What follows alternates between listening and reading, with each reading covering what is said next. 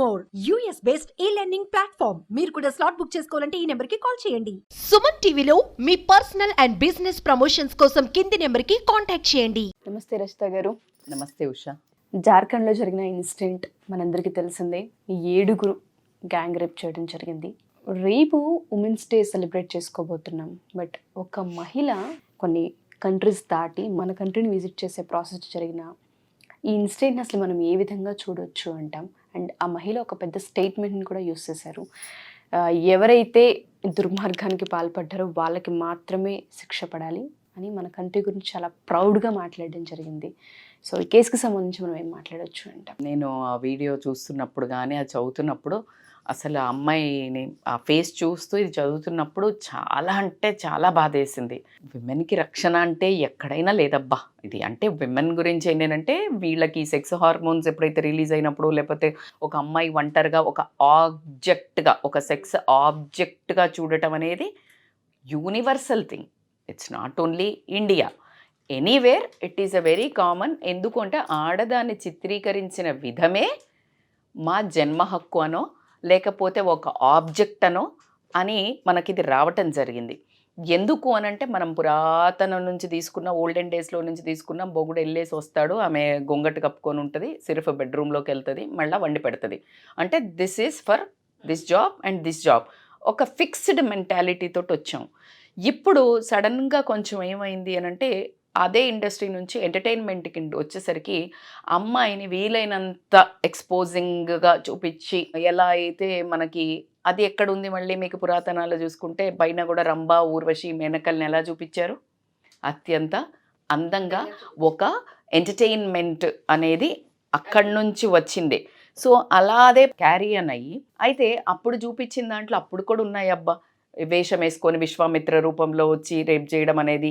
తర్వాత ఇలా అన్నీ లైక్ ఫ్లాష్ బ్యాక్లో నీకు పురాతనాల్లో తీసుకున్నా కూడా ఈ ఆడదాని మీద కామవాంఛ అనేది పురుషుడికి మోస్ట్ కామన్ థింగ్గా. దానివల్ల మీకు తెలుసు రామాయణం తీసుకున్న యుద్ధం జరిగింది, ఇవన్నీ అంటే యూ హ్యావ్. ఎందుకు ఈ స్టోరీని ఇలా తీసుకెళ్ళడం అని అంటే మనం ఉమెన్స్ డే సందర్భంలో ఇందులో చాలా చాలా మాట్లాడుకోవాల్సిన విమెన్కు ఉన్న importance not for this only pleasure అనే ఒక దాన్ని చెప్పుకోదలుచుకునే ముందు ఈ అమ్మకి ఎవరైతే స్పానిష్ గర్ల్ ఉన్నారో నిజంగా కూడా ఆ వర్డ్స్ వింటుంటే ఆవిడకి నిజంగా శతకోటి వందనాలు. విమెన్స్ డే అంటే ఇది. విమెన్కి ఒక పరిపూర్ణమైన ఒక ఆడదానికి ఒక స్త్రీ శక్తికి ఒక పరిపూర్ణమైన మీనింగ్ అంటే ఆ అమ్మాయి అని మాత్రం అర్థమైంది.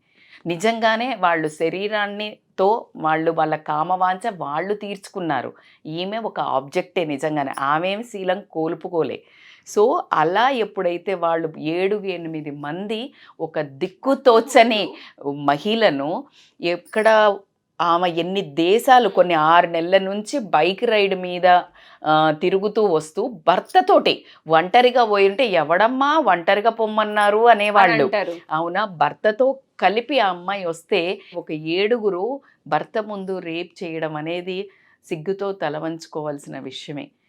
ఏ దేశమైనా ఎవరికైనా మనము మాట్లాడేది మగవాళ్ళ గురించి కాబట్టికే వాళ్ళ ఒక కామ ఆ సెక్షువల్ డిజైర్స్ని కంట్రోల్ చేసుకోలేకపోవడం వచ్చే పరిణామాలకు బలి అవుతున్న ఆడవాళ్ళ ఒక ఓపిక కానీ దేన్ని కానీ మనం మాట్లాడుకునేటప్పుడు ఈ స్పానిష్ మహిళ అన్న మాటలకు నిజంగా కూడా స్పెల్ బౌండ్. అంటే ఆమెకి పాదాభివందనాలు చేయొచ్చు, పూర్తి మగజాతి మొత్తం అని చెప్తాను. విమెన్స్ డే ఏంటి, జోకులు వస్తాయి, మీమ్స్ వస్తాయి. విమెన్స్ డే అంటే ఏంటి, ఎందుకు సెలబ్రేట్ చేసుకోవాలి అని అంటే అసలు ఎందుకు సెలబ్రేట్ చేసుకోకూడదో ఒక రీజన్ ఇవ్వండి.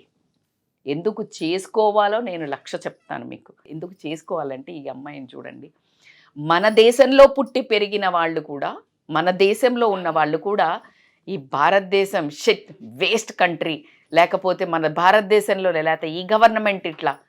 గవర్నమెంట్ ఏం చేస్తుంది, భారతదేశం ఏం చేస్తుంది? కానీ ఆవిడ అన్న మాటలకు, ఎందుకంటే ఆవిడ ఈ భారతదేశంలోనే ప్రయాణం చేసింది. చేసినప్పుడు ఆమె మధురానుభూతులు ఎక్కువ ఉండటం జరిగింది.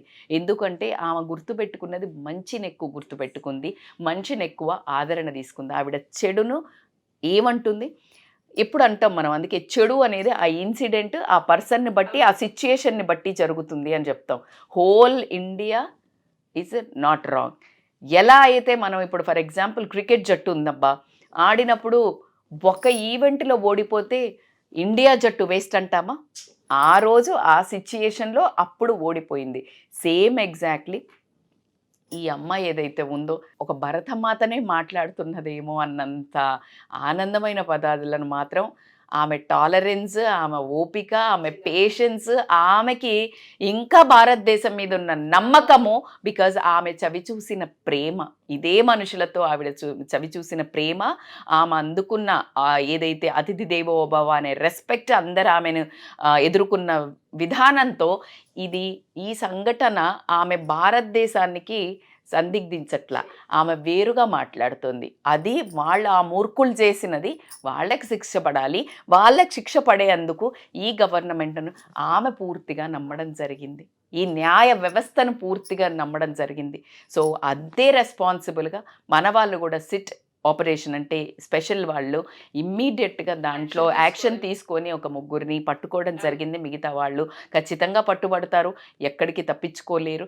బట్ నేను అదే చెప్తున్నాను కదా, ఆవిడ ఆ నరకం, ఆ క్షోభ ఏదైతే అనుభవించిందో, ఆవిడకు అంతకంత త్వరగా హీల్ అవ్వాలని, ఆవిడ మనసుకు తగిలిన గాయము, ఫిజికల్ గాయాలు మానిపోతాయేమో కానీ ఆమెకు మనసుకు తగిలిన గాయం కూడా అంతే ఈజీగా మారిపోవాలని మనందరి నుంచి ప్రేమపూర్వకంగా ఆమెకి అభినందనలు.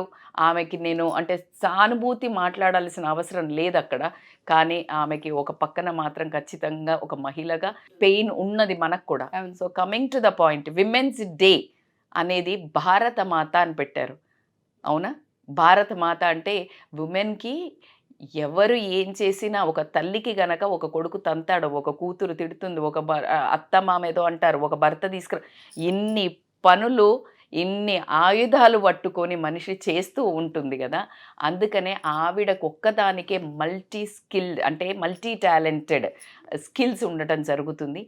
ఓపిక అంటే ఎన్నో దారుణాలు జరుగుతుంటాయి, అది ఓర్చుకొని తన ఒడిలో దాచుకోగలిగే ఒక్కటే ఒక శక్తి ఉన్నది, స్త్రీ. ఆ స్త్రీ శక్తియే ఎంతమందికో కన్ఫ్యూజన్. బ్రహ్మ విష్ణు మహేశ్వరులు అన్నది ఆదిపరాశక్తి అంటారు.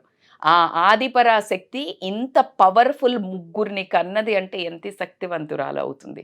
సో ఈ శక్తిని మళ్ళీ ఆమె వీళ్ళందరికీ పంచడం జరిగిన ఆ రూపం లేని శక్తి ఎప్పుడైతే ఏదైనా ఒక సంహరించాల్సి వచ్చినప్పుడు, ఒక మంచిని కాపాడాల్సి వచ్చినప్పుడు, ఆ శక్తినంతా కూడగట్టుకొని తనలో ధరించి ఒక కాళికా రూపం ఎత్తి చెడును వధించడం అనేది మనం దివాళీ సెలబ్రేట్ చేసుకున్నాం, నరక చతుర్దశి, ఇలాంటి ఎన్నో ఘటనలు ఉన్నాయి. సో మంచి ఉన్నంత వరకే ఆడది మంచిది, ఒక్కసారి అది వీడిందా మనం ఎన్నో చూస్తున్నాము. అలా ఆ మంచితనాన్ని వీక్నెస్ అని అనుకొని ఆడదాన్ని కాలు కింద చెప్పుతో ఉండాలి, పని చేయకుంటే ఎందుకు వేస్ట్ అని ఈ కాలంలో మాట్లాడటం కూడా నేను వినడం జరుగుతుంది ఉష. సో అది చాలా దౌర్భాగ్యము. రీసెంట్లీ నేను ఒక వీడియో చూశాను, అద్భుతమైన వీడియో. ఒక భర్త చెప్తున్నాడు, వైఫ్ అంటే భార్య అంటే ఏంటి అంటే, అసలు నేనైతే అది అమెరికా నుంచి ఎవరో చేశారు, బట్ ఎక్కడైనా ఆడదాని విలువను అతను అద్భుతంగా చెప్పాడు. ఇఫ్ యు ఆర్ టుగెదర్, భార్య కానీ చెల్లి కానీ అమ్మ కానీ ఎవరైనా నీతో ఉన్నారు ఒక టుగెదర్నెస్లో, లెటస్ టేక్ డేట్ చేస్తున్నావు, లేదా భార్య ఉన్నది అంటే నువ్వు ఎక్కడికి పోయినా ఆవిడను ఒక రాణిలాగా, అంటే నువ్వే పే చేయాలి. అంటే కొంతమంది మాట్లాడుతుంటే నువ్వు కట్టు, ఆడదాని ఆడామె ఒక స్త్రీ అనే అర్హత, అది ఇంకా అద్భుతం అంటే అద్భుతం. సెకండ్ చెప్తున్నాడు అతను, clean the house, cleaning house. అసలు నాకు ఎంత ఆశ్చర్యం అవుతుంది, ఎందుకంటే ఆవిడ అట్లా కూర్చొని ఉండే వ్యక్తి. ఎలా అయితే స్త్రీమూర్తి వీళ్ళకు ముగ్గురికి బ్రహ్మ విష్ణు మహేశ్వరులకి ఏం చేసింది, పని ఆర్గనైజ్ చేసింది. ఇక్కడ టేక్ కేర్ చేయాలి, బ్రహ్మ పుట్టించాలి, ఇవన్నీ డెలిగేట్ చేసింది. అలా you are meant for deep cleaning. ఒక భార్య ఉన్నదనుకోండి, ఆవిడ గార్బేజ్ చెత్త మన ఇంట్లో ఎవరు ముట్టుకుంటారు? లేడీయే మొత్తం తీసి ఊడ్చి. కాదంట, షీ కాంట్ హ్యాండిల్, ఆమెకి నచ్చదంట, కానీ చేస్తుంది. ఎందుకంటే మనం ఆమె మీద ఆ బాధ్యత అంటగట్టాం. ఆ గార్బేజ్ ఏదైతే చెయ్యాలో అది జెంట్ చెయ్యాలి. మగవాడిగా నీ బాధ్యత. నాలుగోది, ఇప్పుడున్న మోడర్న్ సొసైటీకి అనుకూలంగా మాట్లాడితే ప్రతి ఒక్కళ్ళకి వెహికల్ ఉంటున్నాయి, 2 వీలర్ అయినా 4 వీలర్ అయినా. ప్రతి వీకెండ్ ఆవిడ మాత్రం 365 రోజులు వంట చేస్తుంది. నీకు ఇంకా సండే రోజు స్పెషల్స్ చేయాలి, బిర్యానీ చేయాలి, మటన్ చేయాలి, చికెన్ చేయాలి.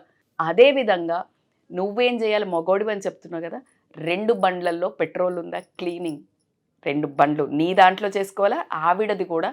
అండ్ వీక్కి సరిపడా ఫ్యూయల్ కొట్టించి ఇవ్వాలి అని చెప్తున్నా.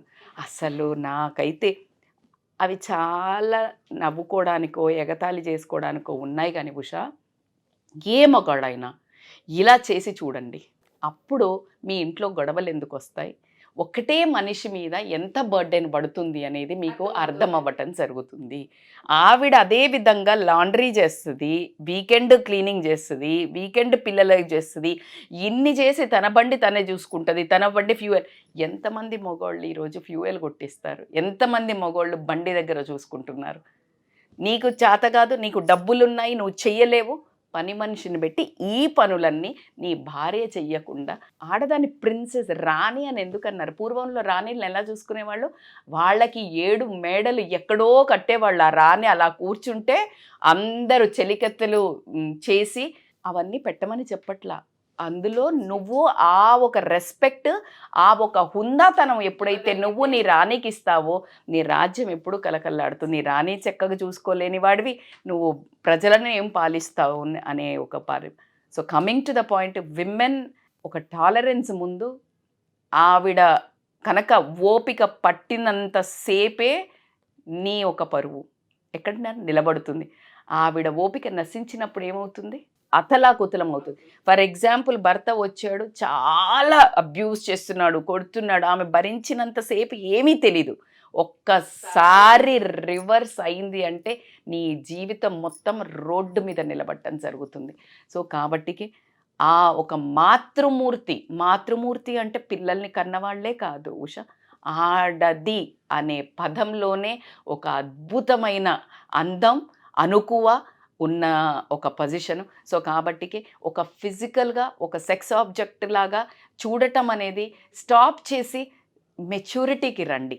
నువ్వు పెళ్లి చేసుకున్న వ్యక్తిని, నువ్వు ఇష్టపడిన వ్యక్తిని నువ్వు అప్పుడు కూడా కన్సెంట్ లేకుండా నువ్వు ఆమె శరీరాన్ని ముట్టుకోకూడదని లా వచ్చిన క్షణంలో నువ్వు పిశాచిగా, క్రూరంగా రోడ్డు మీద పడి మృగాల్లాగా ఇలా హాంట్ చేయడం అనేది బంద్ చేసి, అలా కాకుండా కూడా ఏ విమెన్ గురించి కూడా నీచమైన చూపుతోటి చూడకుండా, కాలు కింద తొక్కాలి, లేకపోతే పని చెయ్యాలి, అణిగి ఉండాలి, నలుగురిలో నవ్వకూడదు, ఈ బట్టలు వేయకూడదు, ఈ జుట్టు కట్టకూడదు, ఇదే నో.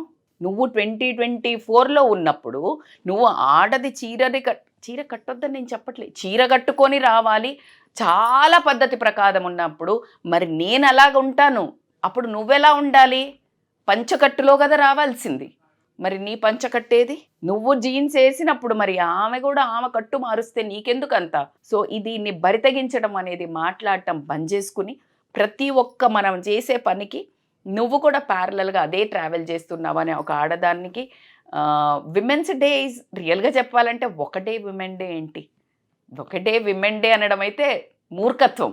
ఒక్కటే రోజు ఆ లేడీ పొద్దున్న లేవకపోతే దగ్గర నుంచి రాత్రి పడుకునే దగ్గర వరకు ఆ ఆడ మనిషి ఇంట్లో ఉన్న అమ్మైనా, అక్కైనా, చెల్లైనా, మీ గర్ల్ ఫ్రెండ్ అయినా, మీ భార్య అయినా ఒక్క అడుగు బంద్ చేస్తే ఆ రోజు మీరు పడే తపన ఉంటుంది చూడండి.